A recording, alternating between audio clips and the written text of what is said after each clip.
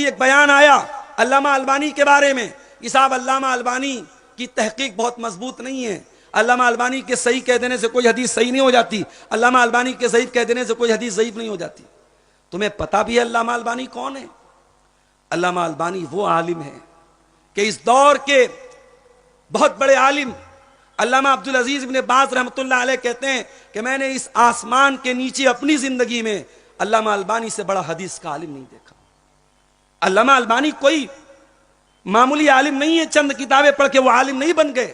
انہوں نے اگر حدیث کو صحیح کہا ہے تو حدیث کی ساری سند کو سامنے رکھ کر کے صحیح کہا ہے، اگر انہوں نے حدیث کو ضعیف کہا ہے حدیث کے ساری سند اور سند کے سارے راویوں کو سامنے رکھ کر کے ضعیف کہا ہے۔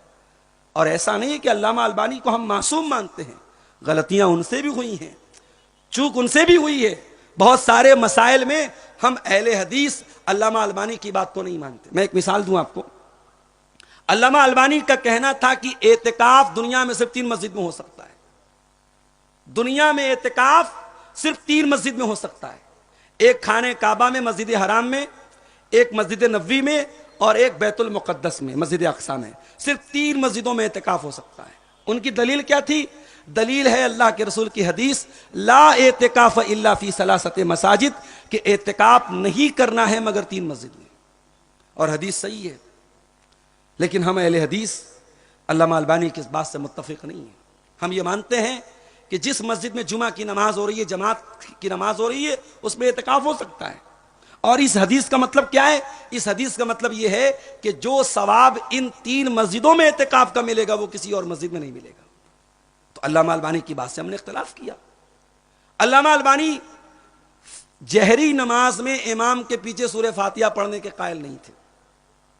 علامہ البانی کا کہنا تھا کہ اگر مغرب کی نماز ہے، عشاء کی نماز ہے، اور اسی طریقے سے فجر کی نماز ہے، تو امام اگر سورہ فاتحہ ظاہر پڑھ رہا ہے تو مقتدی کو نہیں پڑھنا ہے، صرف ظہر کی اور عصر کی نماز میں امام کے پیچھے مقتدی کو سورہ فاتحہ پڑھنا ہے۔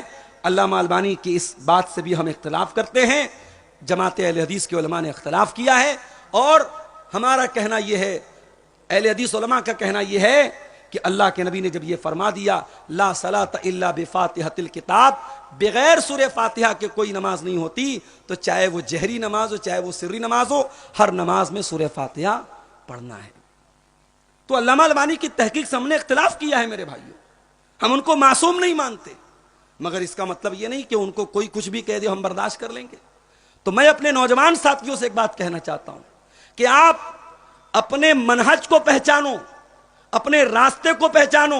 یہ جو سنت کا راستہ ہے، یہ جو اہل حدیث کا راستہ ہے، یہ جو صحابہ کا راستہ ہے، ہمیں اسی راستے پر قائم رہنا ہے۔